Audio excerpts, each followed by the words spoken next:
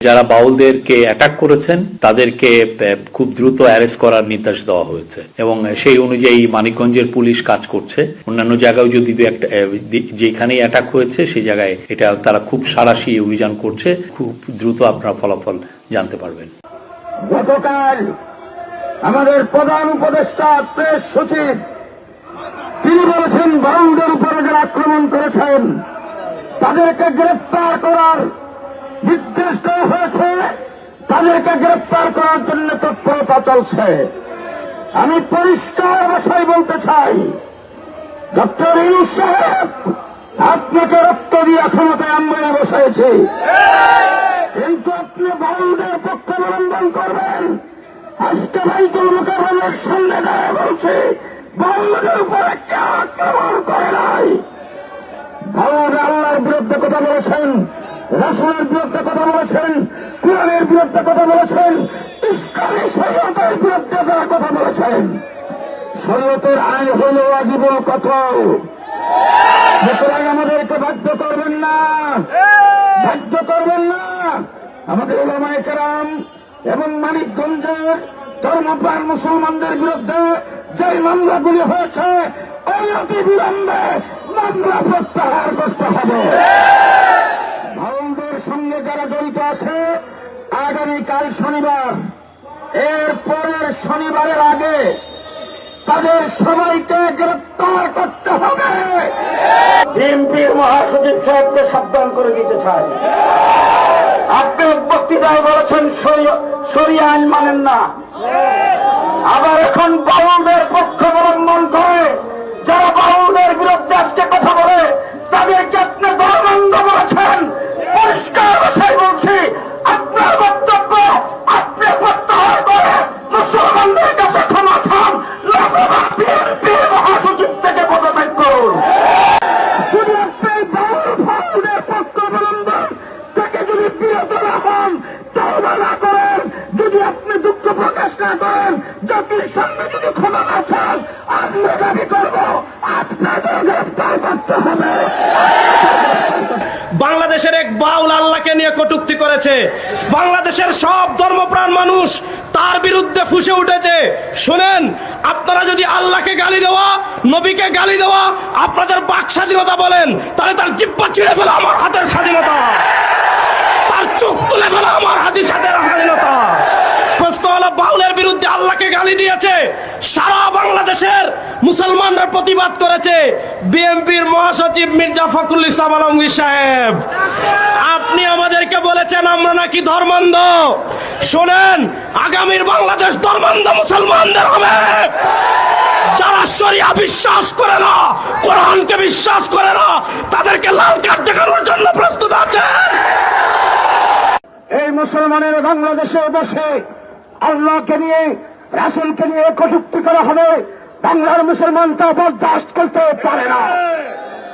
আবুল সরকার 5 pass, পঞ্চম শ্রেণী pass করে সে কোরআনের তাফসীর করার দৃষ্টান্ত দেখায়, আল্লাহর বিরুদ্ধে কটূক্তি করার চেষ্টা করে। আবুল সরকারের যদি দৃষ্টান্তমূলক শাস্তির ব্যবস্থা করা না হয়, আমরা হেফাজতে ইসলাম প্রশাসনের বিরুদ্ধে আন্দোলন করতে বাধ্য হব। আবুল সরকার যে বক্তব্য দিয়েছে, এই বক্তব্যের পরে কেউ আর মুসলমান থাকতে পারে না। যারা তার বক্তব্যকে সমর্থন করেছে তারা আবুলের মতো ইসলাম বিদ্বেষী। অতএব আবুলকে বিচার করতে হবে, ফাঁসি কাস্তে ঝুলাতে হবে। আবুল সরকারের আল্লাহ দ্রোহিতা এবং কোরআনের বিরুদ্ধে বিদ্রোহ করার প্রতিবাদে আজকের এই বিক্ষোভ সমাবেশ। বাউল সরকার আল্লাহর বিরুদ্ধে কটূক্তি করেছে, বাউল সরকার পবিত্র কোরআনকে অবমাননা করেছে। সে বলে আল্লাহর আগামাতা সে কিছু খুঁজে পায় না। এ কথা বললে কি কারো ঈমান থাকবে? সে বলে আল্লাহ কুল আউযু বিরাব্বিন নাস মালিকিন নাস, নাসতে বলছে নাউযুবিল্লাহ। এটা কোরআন অবমাননা নয়। আল্লাহ পাক পবিত্র কোরআনে স্পষ্ট ঘোষণা করেছেন, সূরা নিসার 140 নম্বর আয়াত, وقد نزل عليكم في الكتاب أن إذا سمعتم يكفر بها ويستهزأ بها فلا تقعدوا معهم।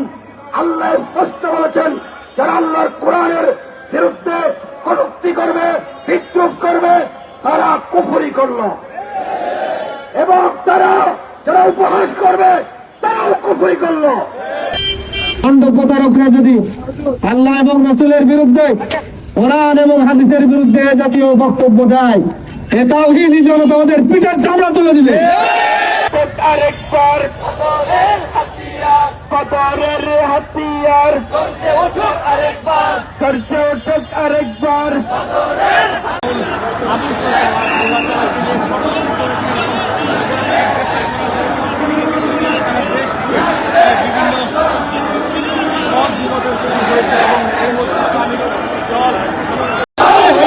বাউল আবুল সরকারের কর্তৃক মহান আল্লাহ তাআলাকে নিয়ে কটূক্তি করার প্রতিবাদে আজকে তার সর্বোচ্চ শাস্তির দাবিতে বিক্ষোভ মিছিল করছে হেফাজত ইসলামে বাংলাদেশ। দর্শক, একটু জানিয়ে রাখতে চাই, বাইতুল মাকারমে বাদ জুমা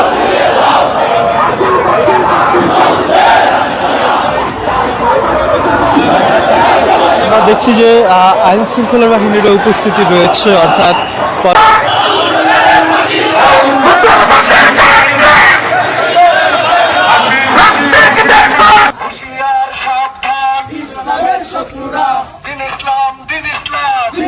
ফরহাদ মাজাররা এত বড় দুঃসাহস কিভাবে দেখায়? এই তৌহিদি জনতার দেশে বসে প্রকাশ্যে জিন্দিকের পক্ষে কথা বলে এত বড় স্পর্ধা ফরহাদ মাজারকে কে দিয়েছে? অবশ্যই ফরহাদ মাজারকে গ্রেফতার করে তাকেও আইনের আওতায় আনতে হবে, তাকেও বিচারের আওতায় আনতে হবে, নতুবা তৌহিদের জনতা কিন্তু বসে থাকবে না, হাত গুটিয়ে বসে থাকবে না। আমরা স্পষ্ট বার্তা দিলাম, এই ফরহাদ মাজার যে এ সকল আউল ফাউল বাউল জিন্দিকের পক্ষে বক্তব্য দিচ্ছে, কথা বলছে, অবশ্যই তাকে গ্রেফতার করে অচিরেই তাকে আইনের আওতায় আনতে হবে। এখন হযরত মাওলানা মুহাম্মদ আলী কাসেমী দাওয়াত বারাকাতুহুর দোয়ার মাধ্যমে পরিসমাপ্তি হবে। بسم الله الرحمن الرحيم ربنا ظلمنا أنفسنا وإن لم تغفر لنا وترحمنا لنكونن من الخاسرين আলহামদুলিল্লাহ রাব্বিল আলামিন। আল্লাহর কোরআন আল্লাহ নিয়ে যারা কটূক্তি করছে, এ বাউলদেরকে আল্লাহ